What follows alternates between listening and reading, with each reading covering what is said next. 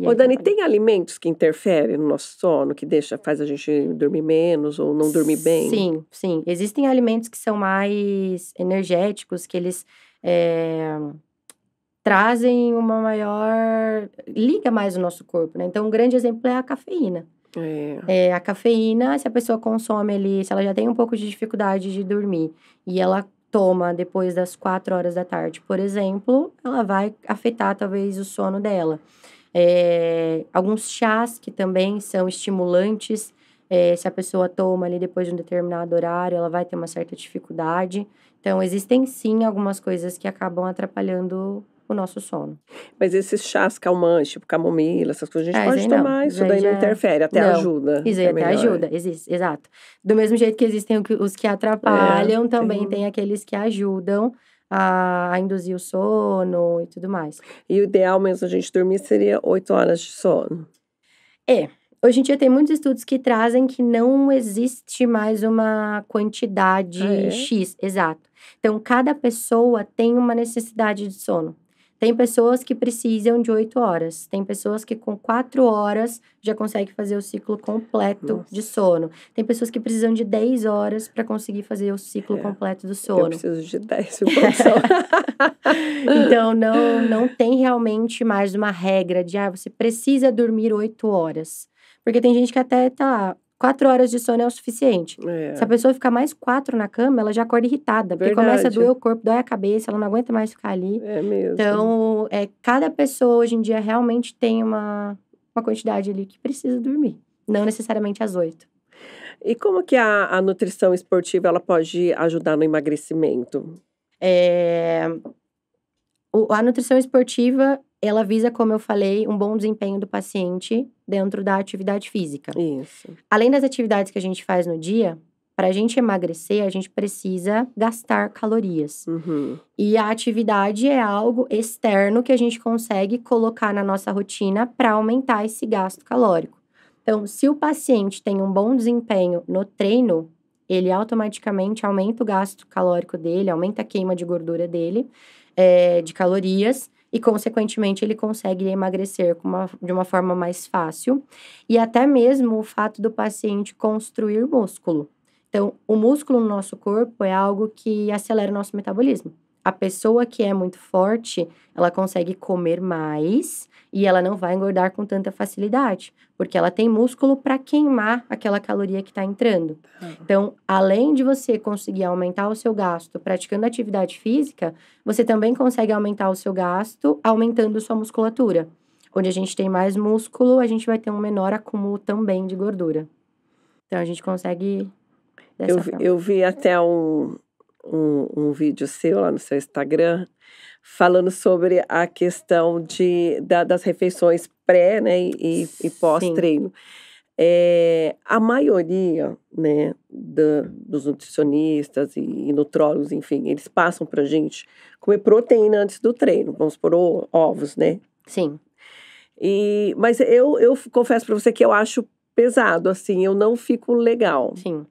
Eu não costumo passar proteína, para o paciente, principalmente ovos, antes do treino, porque tem uma digestão muito mais lenta. Então, às vezes, o paciente vai treinar sentindo aquele ovo ali que ele comeu. A não ser que o tempo que ele faça aquela refeição, ela seja bem distante do momento que ele vai treinar. Tá. Então, o paciente ele fez um lanche 4 horas da tarde. Para treinar 5h30, 6 horas, é Uhum. interessante ele colocar, assim, por exemplo, um pão com ovo, Tá. porque vai demorar para aquela digestão ser feita e ele vai conseguir treinar sem estar sentindo fome, por exemplo. Uhum. Agora, se o paciente tem meia hora, 40 minutos antes de praticar atividade física, eu já não gosto de colocar uma fonte de proteína ali. Então, eu vou colocar uma fonte de carboidrato. Um pão com doce de leite, um pão com Oi. um copo de suco de uva, talvez um queijo, um pão com queijo. Então, eu vou colocar mais fontes de carboidrato do que fontes de proteína. E aí, no pós-treino, a gente dá uma caprichada nessa proteína ali. Ai, agora me conta esse negócio de doce de leite que eu fiquei curiosa. É uma polêmica, Pode? né? O Pode? doce de leite eu falo que é uma grande polêmica, Mas se a gente parar para analisar, até na dieta a gente contabiliza bastante calorias. A gente visa Aham. muito o alimento, igual eu falei, eu gosto de perguntar para o paciente os alimentos que ele gosta de consumir. E o doce de leite, se a gente compara ele, por exemplo, com uma pasta de amendoim, que é saudável, que não tem É, açúcar e tudo mais, ele tem bem menos caloria do que a pasta de amendoim. E eu particularmente gosto bastante do doce de leite, às vezes mais do que a pasta de amendoim. eu Então, também. o que que é o doce de leite?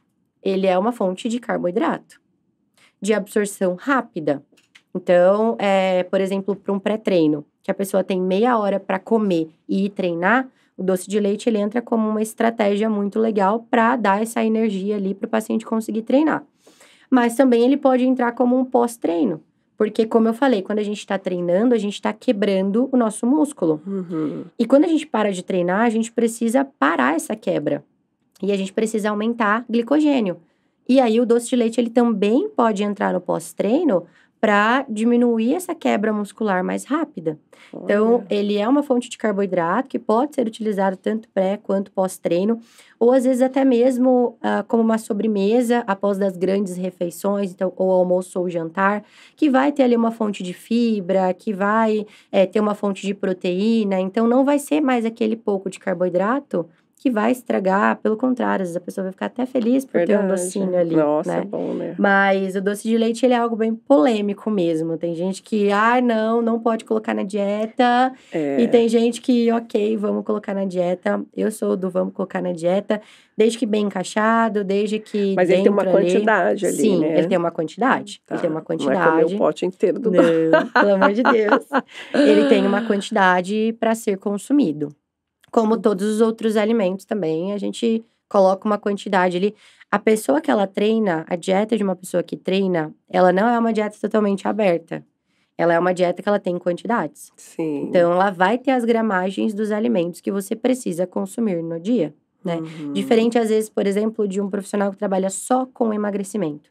Ele deixa mais a quantidade em aberta, ou ele coloca mais a quantidade em medidas caseiras, então colheres, colher de sopa, colher de servir, um Ah, é. pedaço de tal coisa. A nutrição esportiva já não. Ela já traz realmente a quantidade que a pessoa precisa consumir no dia. E aí, Nossa, o doce de leite, por isso que a interessante. gente consegue É. trabalhar com uma variedade grande de alimentos. Porque a gente sabe exatamente que o paciente vai consumir aquilo que eu coloquei para ele, naquela quantidade. Porque senão é aquela, é uma colher de sopa. Na minha casa tem 3 colheres de sopa. Tem uma que ela é mais funda, uma que ela é mais rasa e uma Ah, que ela é mais é? gordinha. Aí você coloca na dieta pro paciente, você pode consumir uma colher de sopa de doce de leite. É um doce de Ah, eu leite, já ele vou vai lá pegar a pegar mais a mais funda. funda, vai encher aquela colher. Então, a gente já não tem uma noção de quanto ele tá comendo. Então, na nutrição esportiva, a gente realmente coloca as quantidades para o paciente consumir. Em relação ao whey, né, assim, tem muita gente que toma, acaba até tomando aí meio que aleatório, gosta de bater Sim, com banana, bate com não sei o quê. Tem diferença de você tomar whey com água e tomar com leite? sim. O que muda, o que que é o whey? O whey protein normal, sem ser os vegetais, ele é a proteína de soro Uhum, concentrada, né? Eles tá, desidratam ali, pega a proteína de soro e colocam em um pó, em uma grande quantidade, e a gente consegue ter ali uma porção grande de proteína numa quantidade pequena de produto. tá. Quando a gente mistura o whey com água, a gente vai ter um produto mais leve, menos calórico e que vai. A saciedade dele é bem menor. Então, às vezes, a pessoa, daqui uma hora, se ela toma só whey com água, ela vai sentir mais fome.